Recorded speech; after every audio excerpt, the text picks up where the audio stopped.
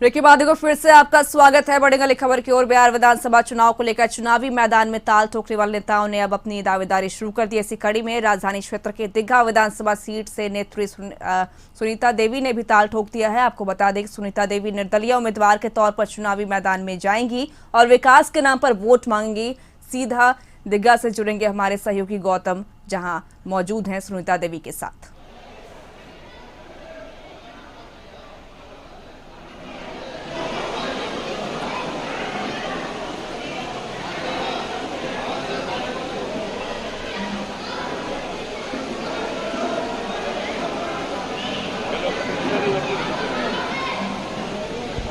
जी देखिए, मैं आपको बता दूं कि दीघा विधानसभा क्षेत्र जो है ये या जो पटना का शहरी क्षेत्र जो माना जाता है, भाजपा के कोटे में ये माना जाता है इन तमाम सीटों को। मगर इस बार इस क्षेत्र से जो निर्दलीय प्रत्याशी के रूप में जो है सुनीता देवी ने जो है वो इस बार अपना जो है दावेदारी पेश की है। पप्पू राय जो है और तमाम जो लोगों की भीड़ आप यहाँ पे देख रहे हैं, ये समर्थक हैं और तैयारी हो रही है कि किस तरह से इस बार बिहार विधानसभा चुनाव 2020 में जाए और दीघा का जो ये सीट है, इन सीट पर जो है जीत हासिल कर इस क्षेत्र की जनता को लेकर जो अभी समस्या है मौजूदा समय में, उन समस्याओं को कैसे दूर किया जाए, तमाम चीजों पर रणनीति तय हो रही है। आज बैठक हुई है, बड़ी बैठक है और हमारे चारों तरफ आप जो लोगों की भीड़ देख रहे हैं, ये स्थानीय दीघा के निवासी हैं और ये तमाम लोग यहाँ पे जुटे हुए हैं सुनीता देवी के समर्थन में। और नामांकन होना है, उन तमाम चीजों पर बात होनी है, क्षेत्र में किस तरह से मजबूती से अपनी दावेदारी पेश करनी है और जनता से जुड़े हुए विषयों को लेकर किस तरह से चुनाव में जाना है कि जनता उनका साथ दे। पप्पू राय जी से ही हम जान लेते हैं,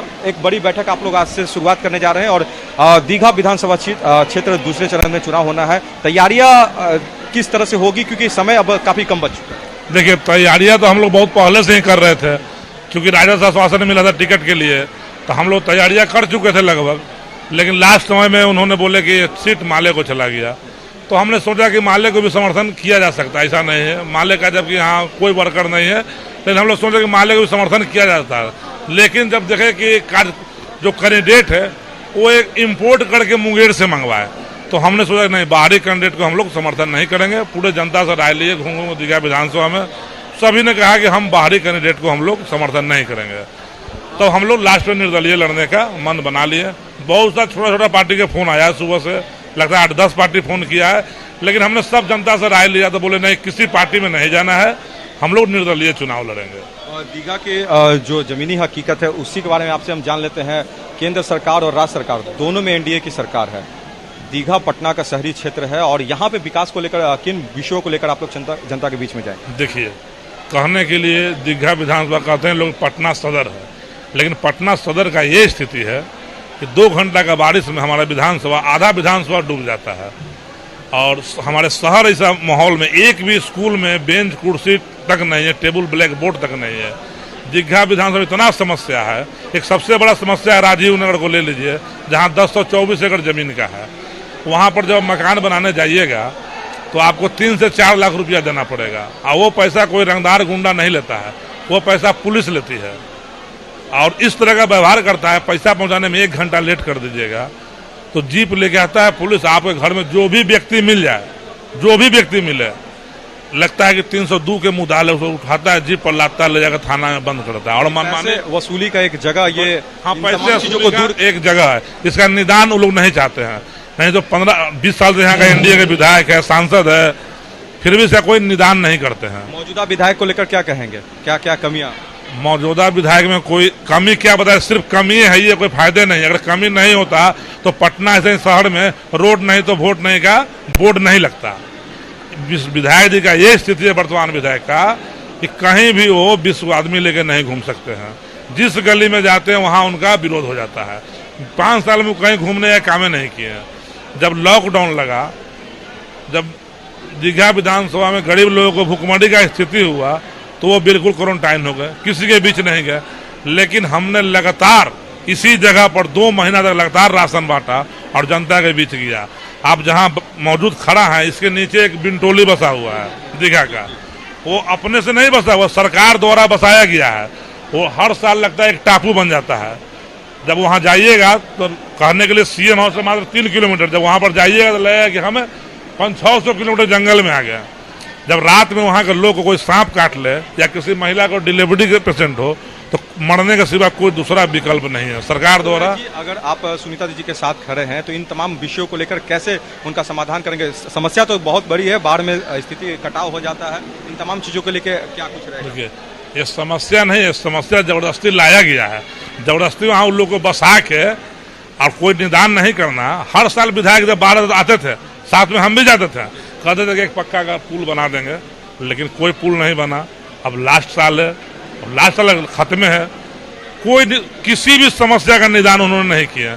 न शिक्षा किए, न स्वास्थ्य का किए, न राजीव नगरा किए। तो किए तो क्या किए? जो एनडीए की सरकार है, मुख्यमंत्री जो कहते हैं हमारे कि बहुत विकास किए हैं, तो क्या विकास किए? अच्छा शिक्षा के लिए आपको बिहार के बाहर जाना होगा, अच्छा स्वास्थ्य के इलाज के लिए बिहार के बाहर जाना होगा, कमाने रोजगार के लिए बिहार के बाहर ही जाना होगा। तो आखिर आप किए क्या? कहते हैं सुशासन। क्या सुशासन में किए? हर चीज के लिए जो हमको बाहर जाना पड़ेगा, तो अब क्या किए 15 साल में? मगर एक चुनौती ये होती है पटना के शहरी सीटों के लिए कि वहां पर बीजेपी को माना जाता है कि वो सीट है। इस बार आप खड़े हो रहे हैं, आपके प्रत्याशी खड़ी हो रही हैं सुनीता देवी जी, तो कितना बड़ा चैलेंज होगा और चैलेंज क्या लगता है कि पूरा कर पाएंगे? ये कोई चैलेंज नहीं है, जनता सब समझ चुका है। हमारे जो पटना जिला का जो विधायक एमपी जो भी है, शुरू से हमारे विधानसभा उपेक्षित क्यों होते आ रहा है?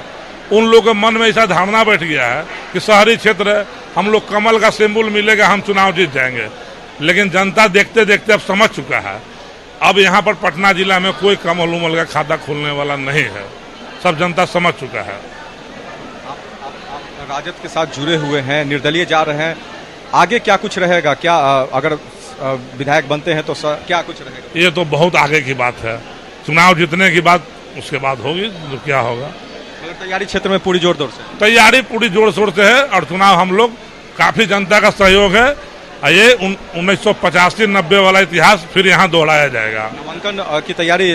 नामांकन हम लोग 14 तारीख को करने जा रहे हैं। हाँ, यानी आपके तरफ से शंखनाद यहाँ से दीघा से मान लिया जाए? देखिए, हमारे दीघा विधानसभा में 22 वार्ड है, 18 पार्षद मेरे साथ हैं, एक ग्राम पंचायत है, बहुत लोग आए हुए हैं। देखिए जैसे देखिए यहाँ वार्ड नंबर 20 का है, 10 का है, ये 9 का है, पीछे और 4 का संतोष है, कहीं दिया हुआ है, बहुत सभी पार्षद। जमीनी जो नेता होते हैं वो वार्ड पार्षद होते हैं, और जो जमीन स्तर से जो योजनाओं की जो शुरुआत होती है वार्ड पार्षद के। पप्पू राय जी के साथ ये जुड़े हुए हैं, इनसे भी हम थोड़ा सा बात कर लेते हैं। आपसे तो बात हुई, आप दोनों आइए सर। किस दीघा के किस वार्ड को आप नेतृत्व करते हैं? हम वार्ड संख्या 9 के हम पार्षद हुए। अभी मौजूदा जो विधायक है उनको लेकर क्या कुछ राय है?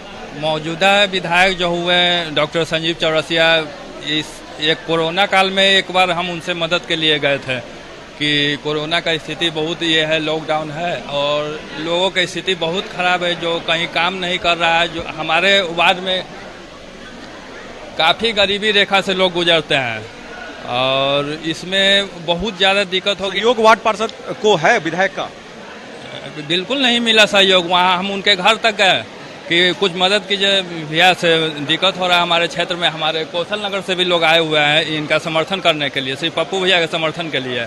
और उनके बाद वो पूछे कि कितने घरों को दिक्कत हो रहा है, तो हमने बोला कि कम से कम 1000 लोग काफ़ी दिक्कत में चल रहा है। 1000 लोग, इनका कम से कम कुछ राशन चाहिए, नहीं तो ये लोग का स्थिति बहुत खराब होगा। लेकिन क्षेत्र में विकास की बात तो दूर है, कोरोना के संक्रमण में भी सहयोग नहीं मिल पाया, आपका कहना। आप भी क्षेत्र के वार्ड पार्षद हैं, क्या कहेंगे? मौजूदा विधायक हैं और क्षेत्र के लेकर जो विकास होनी चाहिए उन विषयों पर क्या बिंदु रखेंगे? मौजूदा विधायक की स्थिति ये है कि आज उन्हीं के वजह से समझिए कि सारा जाति समीकरण यहाँ टूट चुका है। सारा जाति समीकरण हम लोग के साथ है, सारा पार्टी उनका बढ़कर पिछले साल हम लोग बीजेपी में थे और उनके चलते हम लोग जाके डोर टू डोर वोट मांगे। आज स्थिति है कि हम उनके चलते किस मुंह से जाए? जनता के पास हम लोग गए, जनता हम लोग को खदेड़ दी कि पिछले साल भी आपके माननीय विधायक के लिए आप लोग आए थे, एक काम पूरे क्षेत्र में नहीं किए। ये स्थिति है कि आज हमारे माननीय विधायक जी कहीं क्षेत्र में घूमने के लिए, अगर बारिश अगर ज्यादा हो जाए पिछले साल जैसी, तो क्या लगता है कुछ बदलाव हुआ है, कुछ सुधार हुआ है? कोई सुधार नहीं हुआ है। और नगर निगम में तो लगातार 15 साल से हम हैं, एज ए काउंसलर हैं। स्थिति यह है कि ना कोई ड्रेनेज सिस्टम नया बना है। देखिए, सबसे बड़ा बात है कि जनप्रतिनिधि जो हमारे यहाँ के माननीय विधायक है, उनको डर नहीं है जनता का। जिस दिन जनता का डर नहीं होगा कि काम के बदले हम लोग डरते हैं जनता से। क्यों डरते हैं? कि अगर हम काम नहीं करेंगे तो हमको वोट नहीं देंगे। लेकिन यहाँ के माननीय विधायक लोग एकदम स्पष्ट मान चुके हैं कि हम काम करें या न करें, हमको मगनी में कमल छप जाएंगे, वोट मिल जाएगा। लेकिन इस बार उनको पता चल जाएगा, सारा पार्टी टूट चुका है, सारा जाति टूट चुका है। और इस तरह से इस बार जिस समय रामानंद यादव इसी क्षेत्र से निर्दलीय उम्मीदवार के रूप में जीते थे, कोई जाति नहीं था, कोई पार्टी नहीं था, कोई बंधन नहीं था, वो फिर इतिहास दोहराने जा रहा है और इसी के चलते काम और बढ़िया होगा।